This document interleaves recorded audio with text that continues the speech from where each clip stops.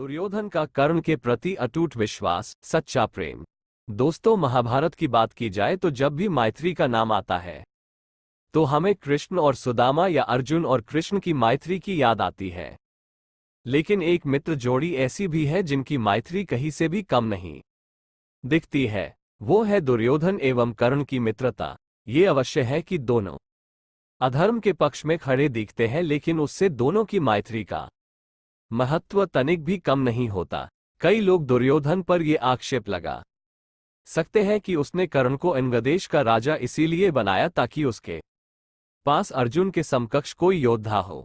कदाचित ये सही भी हो, किंतु दोनों ने जीवन भर अपनी उस मित्रता को निभाया। दोनों की मित्रता के वैसे तो कई किस्से हैं, लेकिन आज हम जिस घटना के बारे में बताने जा रहे हैं वो निश्चित रूप से इस बात को सिद्ध करता है कि दुर्योधन को कर्ण पर कितना अधिक विश्वास था। कर्ण की पत्नी वृषाली एवं दुर्योधन की पत्नी भानुमति के बीच अच्छी मित्रता थी। कर्ण की दूसरी पत्नी सुप्रिया भानुमति की सखी थी, जिससे कर्ण को भानुमति के स्वयंवर में विवाह करना पड़ा। ये भी वर्णन है कि जब अपने स्वयंवर में भानुमति ने दुर्योधन का वरण नहीं किया तो अपने मित्र कर्ण के बल पर दुर्योधन ने उसका अपहरण कर लिया। उपस्थित सारे राजाओं को कर्ण ने अकेले परास्त किया ताकि दुर्योधन भानुमति को लेकर सकुशल वहां से निकल सके। कहा जाता है कि भानुमति अपने पति दुर्योधन से मल्लयुद्ध की और कर्ण से धनुर्विद्या की शिक्षा भी लेती थी।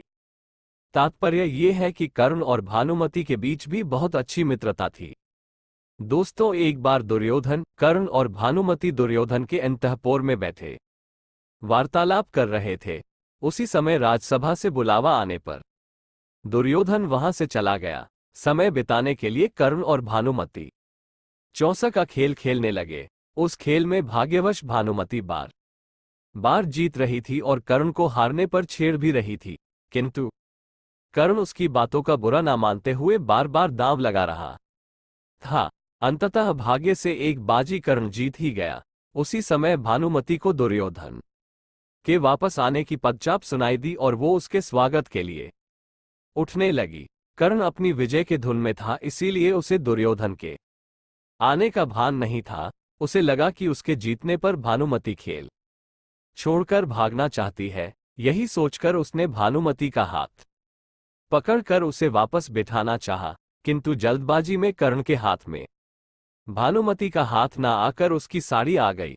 इससे उसकी साड़ी कुछ खींच गई और उसमें लगे सारे मोती पृथ्वी पर बिखर गए। ठीक उसी समय दुर्योधन ने कक्ष में प्रवेश किया। उस समय वहां का दृश्य बड़ा संदेहजनक सा था। कर्ण के हाथों में भानुमति की साड़ी थी और पूरा फर्श उसकी माला से टूटे हुए मोतियों से भरा था। ऐसी स्थिति में किसी भी व्यक्ति को उन दोनों पर संदेह हो सकता था। अब दोनों को काटो तो खून नहीं। ईश्वर के अतिरिक्त केवल कर्ण और भानुमति ही ये जानते थे कि कुछ गलत नहीं हुआ था, किंतु ऐसे दृश्य को देखने के बाद वे दुर्योधन से क्या कहें, उन्हें समझ में नहीं आ रहा था। भानुमति ने तो भय से अपनी आंखें बंद कर ली और कर्ण का भी सर लज्जा से झुक गया। वे दोनों उसी प्रकार खड़े रह गए। यहां पर हम दुर्योधन का एक अलग रूप देखते हैं। उसके उदार प्रकृति के बारे में कुछ कहने की आवश्यकता नहीं है, क्योंकि उसके कई अन्य उदाहरण हैं, किंतु यहां उसकी उदारता का एक अलग ही स्तर देखने को मिलता है।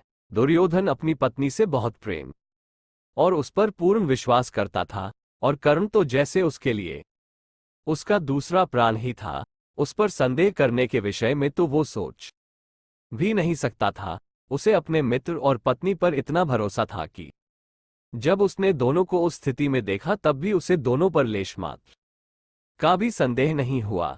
उसके उलट जब उसने देखा कि इस कारण कर्ण और भानुमति लज्जा से गड़े जा रहे हैं तो उसने हंसते हुए कहा, अरे प्रिय, ये क्या, तुम्हारे तो सारे मोती बिखर गए हैं।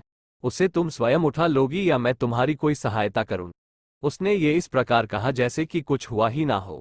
जब दोनों ने दुर्योधन की ये उदारता देखी तो उनकी जान में जान आई। इस घटना के बाद दोनों के मन में दुर्योधन के लिए सम्मान और बढ़ गया। ये घटना इस बात को दर्शाती है कि जहां सच्चा प्रेम और विश्वास होता है वहां संदेह का कोई स्थान नहीं होता।